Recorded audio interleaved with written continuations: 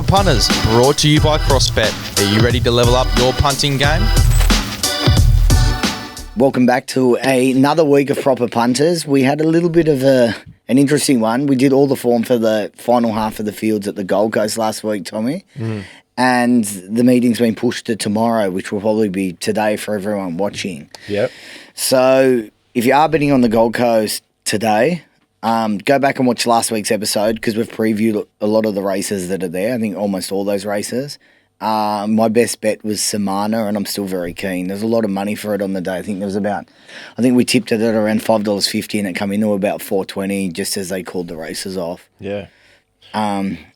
It currently says soft 5, but there is a little bit more rain forecasted, Tommy. Yeah, 5 to 10 mils tomorrow. Not as much as last weekend. It looked like they copped it.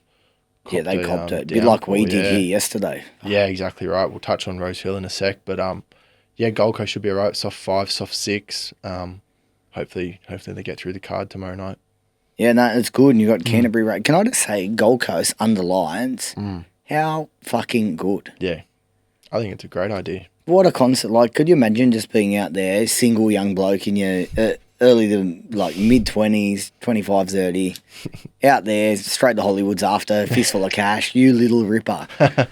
No, I think that, or if you could have a missus and you could take her shopping at Pack Fair the next day for all those people in a relationship or got caught at Hollywood's. Anyway, back on track with the racing. Yeah.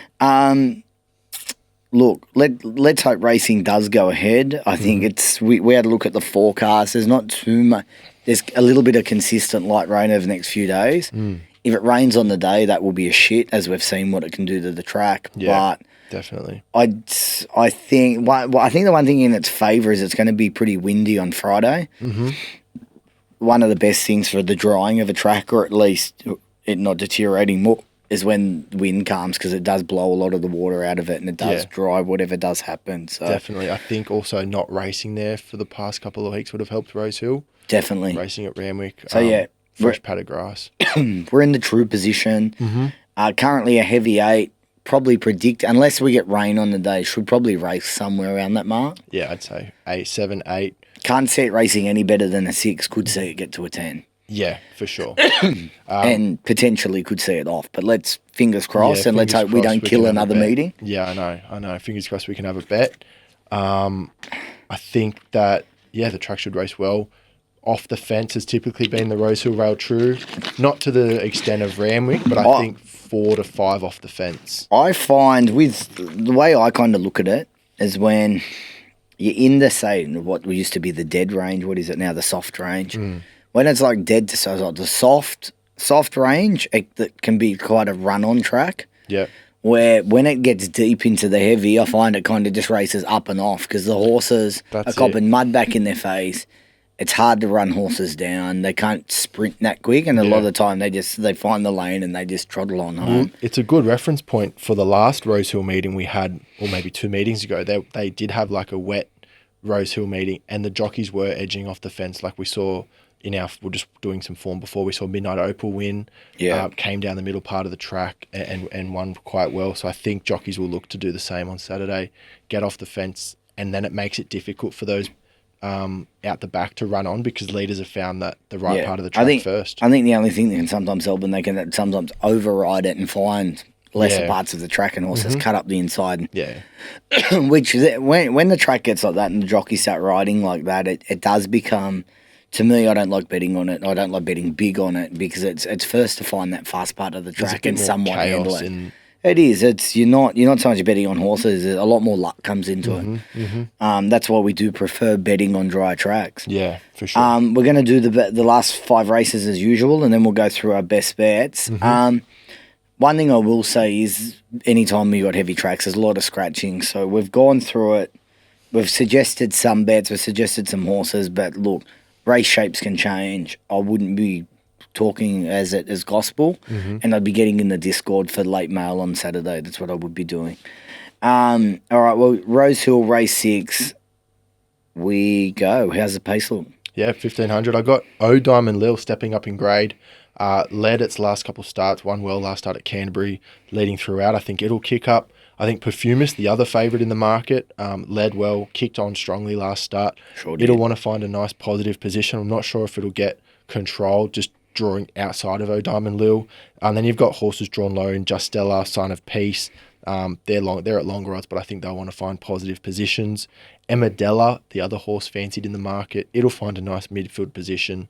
From gate 7, it can find a cosy spot and use its turn of foot that it showed last start. A strong tempo. Let's start off it. God, it was impressive. Who?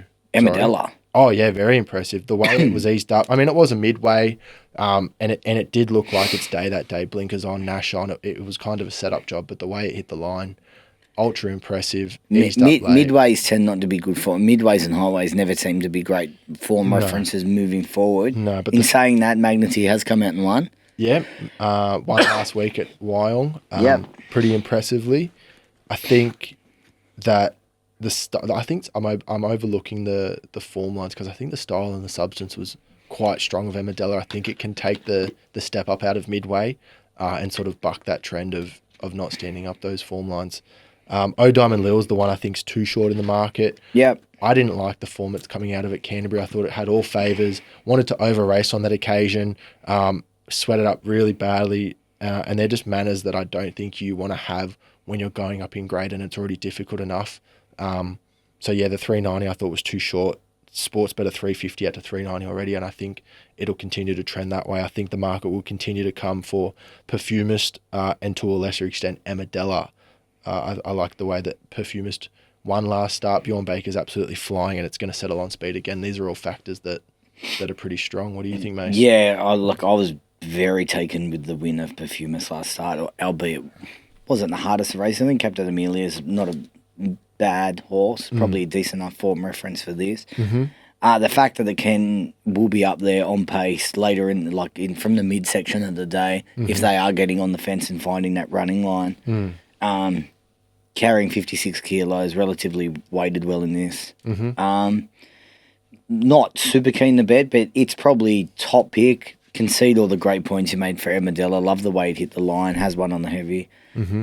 Just one other horse to maybe make mention is Lulamon. Definitely saves its best racing for heavy tracks. I don't know why. I feel like a lot of Jason Coyle's horses seem to handle the wet. You have these certain stables that they just seem to, I don't know why, don't have to land on wet trackers. Or Gary Patelli strikes me as another. Yeah, they have horses that seem to handle the wet. I don't know why. Maybe he does more swimming. I don't know what it is, but they seem to handle it. Yeah. Lulamon's definitely a horse that can handle. I wouldn't be surprised to see some money on the day. Not really a race that I'm betting. I am looking around Perfumist, I'm looking around Lulamon, and I'm looking around Emadella. They're the three. They are three that are relatively in the market. Outside of that, not that keen, but not really keen to bet early or anything like that. Yeah, beautiful. Next race, definitely interested. Let's go there. We've got Opachenko favourite, followed by stablemate Saltcoats. Yeah. Then we've got Redbreast and Highlights and Converge, all $7, $8. Double figures the rest. What's the map look like? Map looks pretty straightforward. I think Redbreast will lead, get control on its own. Hopeful Highlights will want to be positive. J-Max got options with Osipenko from gate 2. I think he could set a little bit closer, maybe 2 pairs back. And then the other market favourite, Saltcoats, I think they'll settle for a midfield position, try and use their turn of foot. Doesn't look too complicated, and pace doesn't look too quick. So you've got Waller's got the top 2 in the market here, clearly. And it's obviously the feature of the day. One thing that I've spoken to you in the past is, I know one thing Chris is really big on is, especially in key and grand final day, is getting horses weighted right. And he's been able to get Saltcoats right down there almost on the minimum by having Opachenko in the race. Definitely. It just screams to me, set up Saltcoats. Obviously J-Mac can't be riding down there. He's on that. Yeah, and I think it's probably done Saltcoats wonders at J-Max on that, because it's even firmed up the price further and you're getting a little bit more value. Absolutely. And I mean, Osipenko hasn't won in over 2 years. Gets J-Mac on, it raced well. I'm not sure going toe-to-toe with Tavi Time is the right form now to come up, but I mean, there's not much more in this Look, race. Tavi's been a horse I've had an opinion of. Had been somewhat disappointing. Mm-hmm. Was starting to look like could be a little bit of a game deceiver. Then got held up last start. But I think it's actually the thing that helped it win. It needs to have that ugly ride and kind of just weave and give something to chase and then find its own. Yeah. If it finds the front too early, I think you can sometimes think and not want to chase. Definitely. I'm not taking too much away from Opachenko, but I just love the win of Saltcoats. I love that it's down in the weights. 100%. I love going from 58 down. I think the form line that it comes out of is still pretty solid. I think they're somewhat decent. I think they're decent horses. I think it's a great form line for this. K-Mac in these this suits him down to the ground. Absolutely. I hate saying the phrase, but it ticks all the boxes. Yeah. I don't think they're going to go too slow because I can't imagine Bjorn letting Redbreast get away with Blue Murder. I just think they'll just pop him behind there, and I think it will be the horse that is genuinely doing its best work late. Definitely. Agree. And it looks like a horse. Like we looked at its sectionals, like it ran like really fast closing splits on the day. Yeah, super strong. Super strong. You don't. It was some of the fastest closing splits of the day, and that's in the 2,000 metre race. Yeah. I always take note of stayers when they sit when they've got single numbers for fastest closing splits of those 200s and their stayers. I really take note. Definitely. Yeah, I agree with all your points. I'm with you. Saltcoats on top for me. Too much of a price difference with Osipenko and Saltcoats, 260 and 370 now. I'd have them $3 each. Do concede Osipenko's a chance. J-Mac. To be honest, to tell the truth, I would almost flip their pricing in my market. Yeah, fair enough. And has the win on the heavy, win and the third on the heavy. Like I just, as I said, hate saying it, but it's ticking a lot of boxes. Still lightly raced. Only had the 11 starts. It's definitely a horse going somewhere.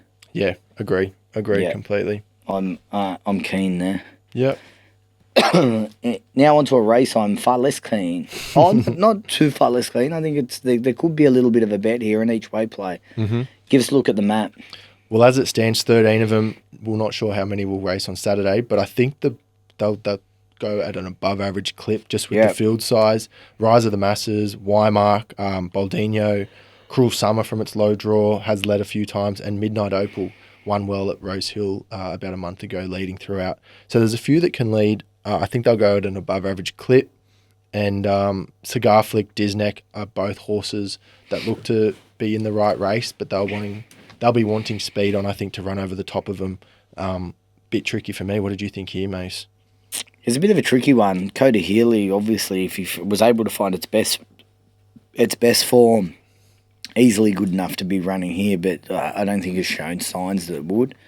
Disneck flying, but carries a big weight. Wymark first up. Trials were a pass mark. Definitely good enough on its day, but don't think I want to be finding here. Exceladus does like the wet, could be a little bit of a value at odds. Cigar Fleet gets J-Mac. Bit of a note as well. Is it J-Mac? Is he riding at Canterbury tomorrow? Yeah. Yeah, so but first weekend back. Yeah. I'm sure the whole jockey room's just so thrilled to have J-Mac back. How long has he been off for? I think he still leads the jockey premiership by 10 and he's been off for 2 months. Unbelievable. He is just an absolute freak. Absolute freak. Yeah, J-Mac back on, comes back from some Queensland form, but as we said, Cigar Fleet genuine wet tracker. So anyone that likes it gets a lot of ticks. Yep. Horse I'm interested in, though, at the each way play, it's around 5.50 at the moment. It's Midnight Opal. I think the horse could be a dead set wet tracker. I love the way, I know it didn't beat much last start, but the way that it really ripped through the line was, 2 starts ago when it won, was really, it was impressive enough for a race like this. Definitely. Still lightly raced. I think it's still improving. I want to give big rap to the trainer too, Nathan Doyle. Yeah. I think he's a very, very good improving trainer, and I think he's really starting to make a name for himself.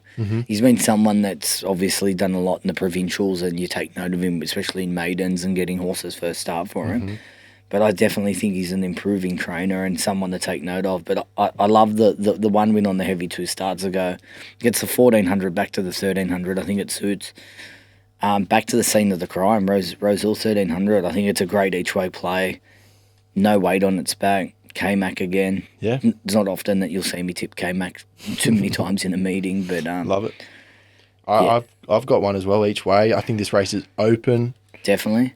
Cigar flicked his neck. I didn't mind Cadetship. Tommy Berry on. Yep. $23 now. Third up for the Wallace stable. Gets back to Rosehill, which I think is a tick, and it gets back onto wet ground, which I think is a tick. If you look at this horse's form, 9 starts on dry for no wins.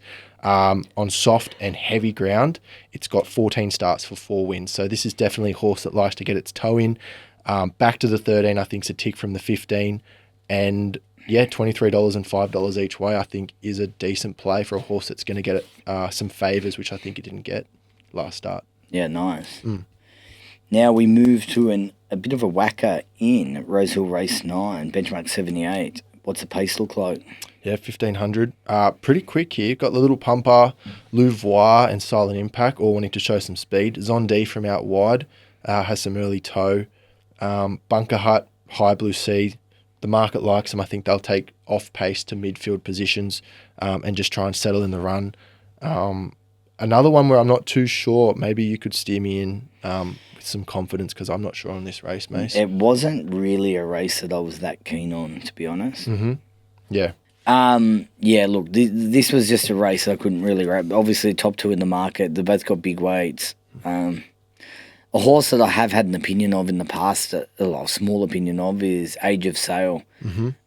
Gets in relatively well at the weights after the claim, but I think Benjamin Osmond's not a bad little apprentice. Yeah, he's solid. I thought Trial was definitely a pass mark, and I think if it can handle the weight, it's going to race like it's a lot longer. Mm-hmm.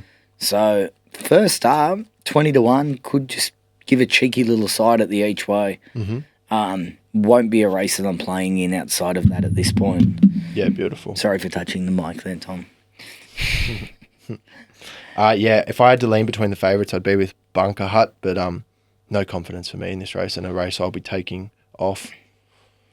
Yes. All right, well, we close off with the lucky last. We've got Spring Lee at around $4.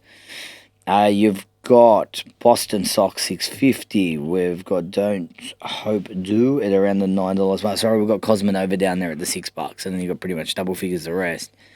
Couple of old black bookers. We had South of India in the black book. We had Spring Lee in the black book. We had Panic in the black book. Yeah, I remember Panic. Yeah, Cosmonova in the black book, and then there's a dead set wet tracker in One Destiny as well. So what's the pace look like in the lucky last? I mean, with 15 of them at the moment, it looks pretty quick. I've got South of India, Salisano, Super Norwest, Boston Rocks. These are all horses that want to show early toe. Spring Lee from 14. I don't know what they'll do. I think they'll ride the horse cold, just being first up from a wide draw. Eye of the Fire, I think they'll be riding it colder as well. I think it's sat too close to the speed in its last 2 runs and just hasn't finished off late. So yeah, some strong speed up front, but I think if they do it too quick, it leaves the door open for a horse like Spring Lee, who has trialled well. I think Cosmonova is disadvantaged by gate 1, last race of the day. If we get really wet ground, that inside, I don't think will be the place to be. So I was against Cosmonova. Quite happy that Boston Rocks is up there. Do concede it's a top chance. Spring Lee, top chance. Gate 14. Not too sure. I guess what price does it become a bet first up, gate 14? Because I think it's the best horse in the race and it's trialled like the best horse. But it's a horse that always trials exceptionally well. There are some negatives, I think, for it to be a bet on Saturday. So maybe I want $4.50 to $5 to sort of have a interest. Yeah, it's an interesting little race. I was pretty keen on a horse in. Sorry, give me 1 second. Go back. Depending on how wet it was going to be, I was going to be pretty keen on Spring Lee if it wasn't going to be too wet. Mm-hmm. I truly believe that One Destiny could be one of the best wet trackers around. If you go back and look at her last prep, she finished her prep beating Jetabil, who's then since come out, I think 2 weeks ago, come out and won the Razor Sharp listed, beating horses like Periel and Eagle's Nest. Good win too. Solid win. It was almost a moral beat, and then really nice win. Really nice win. I think Jetabil would be very short in this race, and I have a feeling if this track is to get quite heavy, It's trialled well. It's a solid second. It's ran a nice second in the trial the other day. Mate, $13 looks like could be a little bit of a gift. I'm tipping it will definitely start single figures on the day. So going through them, as I said, got an opinion of Cosmonova. I thought the run was very good first up, but I just don't. I think she handles soft. I don't think she handles heavy. Yeah. I think you just said wheels start to spin. Yep. My issue with Spring Lee as well, I think would prefer it closer to soft. I think can get through the heavy, but would prefer it soft. Yeah. On the, I wouldn't want it much worse than a heavy 8. Yeah. If we get a heavy 10, one Destiny each way could be one of the best bets on the card. Yeah, love it. So it's a I'm definitely backing both, and depending on how wet we get, but they're the two horses I'm looking at. Yeah, beautiful. Agree. Yeah, top chance, one Destiny. Yeah. Yeah, very much so. And that's who you're going with? I'll have Spring Lee on top. Concede one Destiny's a top chance. Panic Fresh, another top chance. But, love Panic as a horse. Not sure if it wants this first start. I think maybe a start or two later. Yeah, it ran fourth in a Canterbury trial on heavy ground. But yeah, I want to be against Cosmonova. Spring Lee, yeah. Spring Lee was far better trialled of the two. Yeah, agree.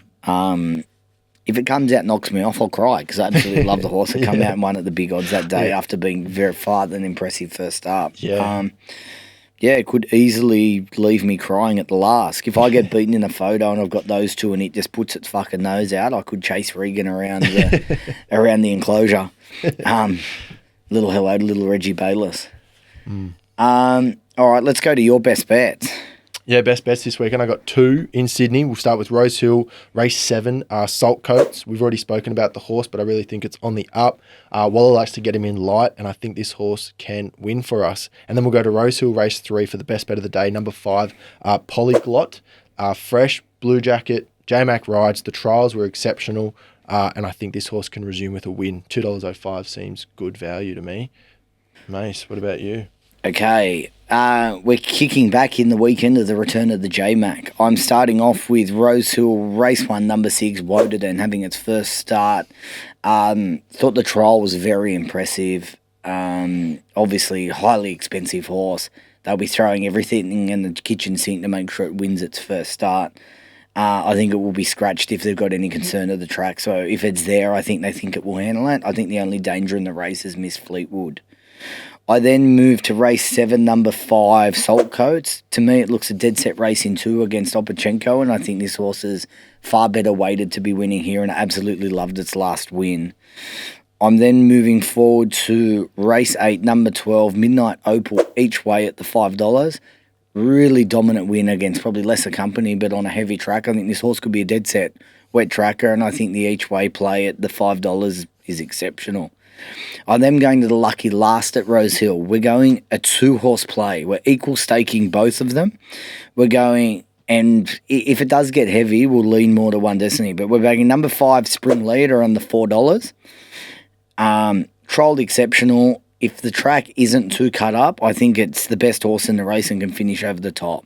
If the race does get heavy, I'm having probably the biggest each way bet that I've had in a long time on number 8, One Destiny. This horse is an absolute mudlark, trolled super, and I don't think there's a better wet tracker there on Saturday. And for all you people watching today, Gold Coast, race 3, number 5, Samana. Beautiful. Love it. That's it. Let's hope we get through some racing. I think, as we said, the racing should kind of start to get better and better. Keep an eye on the trials. There's going to be some of those nice horses returning. Yeah, supposed to have trials at Warwick Farm today. They were abandoned due to the rainfall. Yeah. But I think horses like Via Sustina and a few others were accepted, so they're coming back. It's amazing how quick it goes. Yeah, I know. I mean, we were just talking about the end of the carnival, and now we're back into it pretty much, like another 2-3 weeks, middle of February. But, it's funny too, because it kind of feels like we're here with the weather outside. It's raining. I've got bloody pants on. Like a day ago, I was at the beach and in the sun. The tan will be leaving and we'll be back at the solarium. Just kidding, we don't do those. Anyway, good luck, happy punting, and we will see you there. What are you prepared to lose today? Set a deposit limit. For free and confidential support, call the number on the screen or visit the website.